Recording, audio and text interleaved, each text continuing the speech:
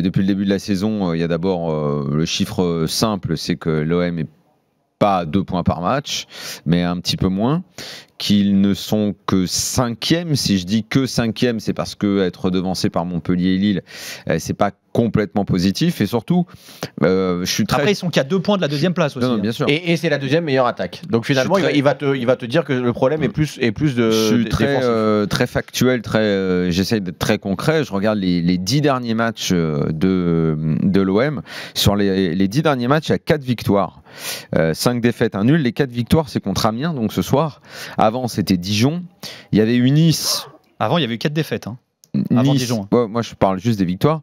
Il y avait eu Nice, pas très convaincant. Et il y avait eu Caen. Donc voilà les adversaires que l'OM bat. Et ça, l'OM, avec Rudy Garcia, l'a toujours bien fait. C'est vrai. Contre les petits, l'OM s'en sort. C'est ça qui lui permet de se caler dans le haut du classement. Le vrai problème de l'OM, c'est dans les matchs où il faut lever un peu son niveau, contre des bonnes équipes, quand ils sont bousculés, parce que on a l'impression qu'on ne sait pas réellement comment elles se positionnent. Là, moi, quand les 10 premières minutes, je vois qu'ils sont positionnés de façon, on va dire, attentiste face à Amiens, je comprends pas. Les 20 premières minutes, c'est juste que tu as des espaces énormes partout. Je comprends pas. Mais c'est Amiens en face et tu ne joues pas.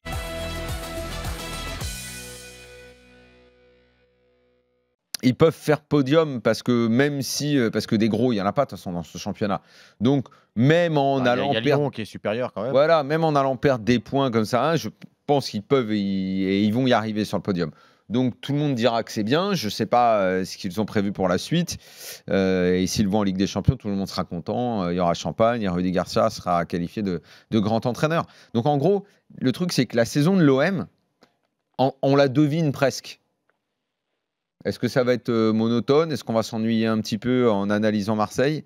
Je sais pas. Je sais pas, mais j'ai un petit doute quand même. Je suis un peu perplexe. Bah, en tout cas, depuis on peut pas parler de ce qui va se passer, mais on peut parler de ce qui s'est passé déjà depuis le début de saison. Et c'est effectivement un peu ça. Enfin, on a beaucoup commenté l'OM les dimanches soirs. T'as Thauvin qui sauve l'équipe, t'as Payet qui est toujours très moyen. Non, Payet ce soir a été bon dans les passes. Honnêtement, sur coup de pied arrêté, il a eu un très bon pied ce soir. Les petites équipes, voilà, il a tenté 2-3 frappes qui étaient intéressantes.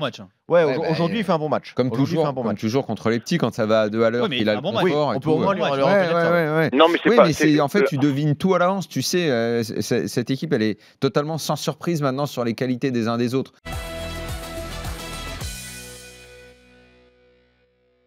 Déjà, c'est pas qu'on va s'enflammer sur Lopez. C'est que justement, à chaque fois que tu en as un qui rejoue, tu as l'impression que ça peut devenir une solution. C'est aussi parce que personne ne s'y impose vraiment, finalement. Tu devrais avoir aujourd'hui... Luis Gustavo, à partir du moment où on repart avec Rami et Rolando, Luis Gustavo va retrouver sa place. Et j'espère qu'il la retrouvera et qu'il sera bon. Il va retrouver sa place au milieu. Après, il faudra trouver avec qui la bonne association. Logiquement, c'est Strootman, on est d'accord. Logiquement, c'est pour Strootman. l'instant, au bout d'une quinzaine de matchs, on n'a jamais pu voir. Non, on n'a pas vu quelque chose qui ressemble à une équipe type. On a toujours l'impression que ça bricole.